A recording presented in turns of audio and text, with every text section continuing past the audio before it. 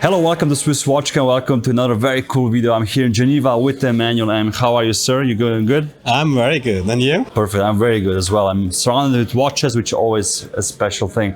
Today we're going to talk about Louis Erard, the collaborations, the idea, maybe some of the design inspirations, or how this all came to be. And since you joined the company, it was I saw a big boost in all of these. So what's it like at Louis Erard so far? Well, actually, we're doing very well. Indeed, it's been quite a ride for the last 2 years since I joined.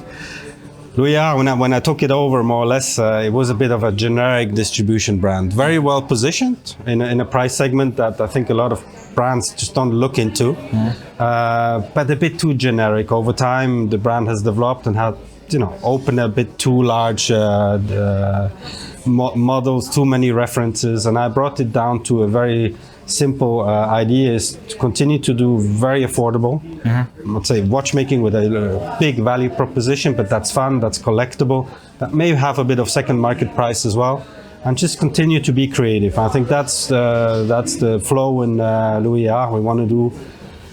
We want to do accessible high-end watchmaking, if you like, or let's say high-end watchmaking to a price that's affordable. Yeah, but you don't just collaborate with watchmakers, you also collaborate with artists from other industries, right? So or artisans. I mean, basically, we have a very, very small. I went down from I think 300 reference when I joined the company to 5. So nice. So that's a decent cutoff. I'm sure they reacted very kindly to that decision. Oh, lovely. But easy transition. Easy transition. No, the transition was actually quite easy. I mean, I think the brand needed a new, fresh breeze, and I think everybody's ready for that. So we really brought it down to a very simple, very small, very thin collection. Let's say, call it retailer's collection or display collection. Yeah. And then the idea was to animate the brand pretty much every month or every 6 weeks to bring out something interesting, different, appealing, whether it's with collaborations or métier d'art, or maybe in the future with partnerships. Yeah. That's what we have been doing. And I want to really use Louis Erard as a platform, a collaborative platform, where people can express themselves, whether they are creatives, watchmakers, artists, designers, or people from the watchmaking ecosystem like Second or Masena. Yeah. But also we're artisans, because we tend to forget that our industry needs to pay more tribute to its artisans. With the métier d'art, I'm talking about full fire enamel with Donzé, we're talking about Guilloche, we're talking about maybe wood marquetry in the future. Yes, maybe. Maybe. Who knows? Who knows? Maybe even paillonné, champ levé, cloisonné. Could be an idea. What else? Fil d'or. Let's see. But the idea is really to go through all these, and you understood, go through all these iconic métiers d'art that you actually can't find in an affordable price point, where it's always limited to brands that I would say retail them anywhere close to 100,000 or 50,000, and I want to really bring a new generation in this accessible logic with métier d'art. Stone dials is another example of them. So we really try to work not just with creative people, but also with the artisans in the back. And this is the idea, that all this surrounding on a platform, and also with some retailers or partners. Yeah. And we create, a creative mess where everybody can express into beautiful products. That's a bit the idea of Louis Erard. Nice. And this is the Masina collaboration we got here. Yeah. Famous guy, makes some very cool watches. He does. I was very knowledgeable. Yes, very knowledgeable. Very knowledgeable, and I like it. That's exactly what I call the watchmaking ecosystem, which are not necessarily people who have brands or famous watchmakers, but people have really something to say in this industry. And I'm very proud of this collaboration. By the way, I just learned this morning it was nominated for the end selection of the Grand Prix de l'Horlogerie. Nice. Not Congrats. bad. Very good. Same, by the way, as Seconde. Seconde. Nice. And for those who know, this is our watch where we actually make fun of ourselves. It's not the Louis Erard, it's the Louis Erard. And I like this idea that we also, we don't take it too seriously. We make it in a very, very serious way. But also we show that we are accessible, that we are open, that we are participative. This also has been selected in the Grand Prix. Nice, congrats. So two pieces, huh? We only put 2 pieces in the selection. Yeah, nice. Last year, pretty good. You're on fire. Somehow. And also some guillochage, huh? Well, as I said, we had the full fire enamel with Donze. Unfortunately, they only allocate us 100 dials a year. Yeah. Okay. So we can only do 99. Yes. And we said, okay, well, let's do then other métiers d'art. That's where we started with the enamel, full fire enamel at the beginning. And then we started doing guilloche, but we always want to bring a bit of a contemporary twist. You know, innovate a little bit, get out of you know, I want to go and visit the Contemporary Art Museum, not the Museum of Historical Art. And this is what, for me, watches and métiers d'art should be also. Very cool. What else do we have here? One of the latest collaborations? Yeah, launched today or tomorrow. Actually today. Yeah. Well, it depends when you stream. When you see the video. It's already out and probably already sold out as well. It is already sold out. Nice. I mean, we kept a few for the drop, but so just message him. So this one, this time with another, I would say, creative person in the watch industry in this ecosystem, which is Label Noir, Emmanuel Curti. And he approached us and saying, I want to do something with you guys, and say, let's do it. And that's where I want to head. I want people to come to us and want to collaborate with us. Bring ideas, passion.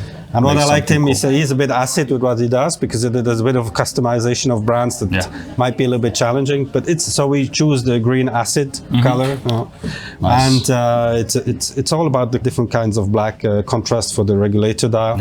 First time we used the PVD case.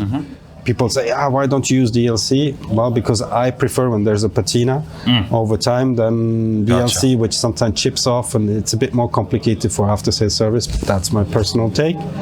And we also, for the first time on the back, start to work with tainted sapphire backs to create a bit of a, give a little twist also to discover something more. It's cool. Very nice. 178, like all our collaborations. Yeah.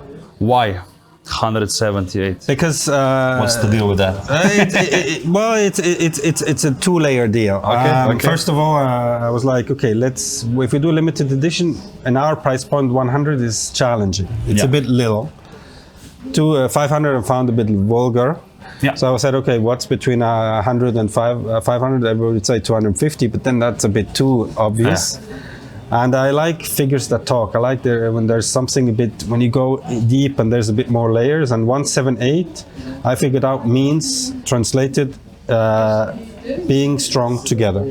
Comes from Chinese words, but Chinese numbers talk. And I found this a very nice number, being strong together, which is the idea of a collaboration. So that's how it came about. Very cool. And probably one of the most successful, maybe, collaborations so far. A bit too successful. A bit too successful. You can't make enough of them. We launched them also on our channel, so those performed really well. They overperformed, yes. but or we under-delivered. I don't know what the problem is. Anyway, make 1,780, not the one. Well, look, I had a retailer who came and said, I like this, I'll order 2,000. I said, sure. No anyway, but this is also, as I mentioned before, we're not just using or taking all these references from high-end watchmaking, like the métier d'art, like names and so on. We also want to really go into depth. And I would say today, one of the key elements of collectible watches is also second market value. And I'm not saying speculative second market value, but the insurance that people somehow make also, why not, a good investment. And it just lowers the entry barrier. And indeed, most of our watches, unlimited watches today, resale at 2 or 3 times. It's not that I want this as a global strategy, but it helps the brand to build equity. Of course. And I mean, Alain is. You know the story how it came with the collaboration. No? Actually, that was my very, very first year in Basel, and when I started, I was putting this strategy in place, and I joined the meeting with the Japanese distributor, and everybody told me, the Japanese still believe in our concept. They're really, they're behind the brand. So I joined the meeting, and I saw the Japanese, and they didn't look at all to me like they're really onboarded anymore. I mean, and the Japanese will not tell you straight in the face, look guys, we gotta reinvent our business because it's not gonna work like this. They were just, somehow making me understand. So I said, okay, I have to pull a joker. And we're already starting this discussion with collaborations. So I just pulled out of the sleeve Alain Silberstein. And obviously the eyes started sparkling, and I was like, okay, I have something, but obviously I don't have the collaboration. Yeah. So I just called Alain in the back and say, hey, Alain, what are you up to? And said, yeah, well, you know, I'm relaxed and so on. I said, you want to do a collaboration? I said, yeah, sure. With you? Yeah, with me. And then, okay, I'm on boarded. And then the next day he calls me, for which brand? And I say, look, this is Louis Erard. And it started like this. And somehow it also, I think this is also something very important. You will see, by the way, in the future, not just we did Alain, we did Vianney Halter, we have other phenomenal names in the pipeline that everybody, that have, 5 years waiting lists on some of the products or others. And they're very happy to do a bit more fun, accessible product. Of course, sir. But for me also, I like the idea to work with people which were there when I started in the industry. I started in 1999, in the early 2000s. And for me, there were references. Vianney is a reference, but obviously but Alain was a huge reference.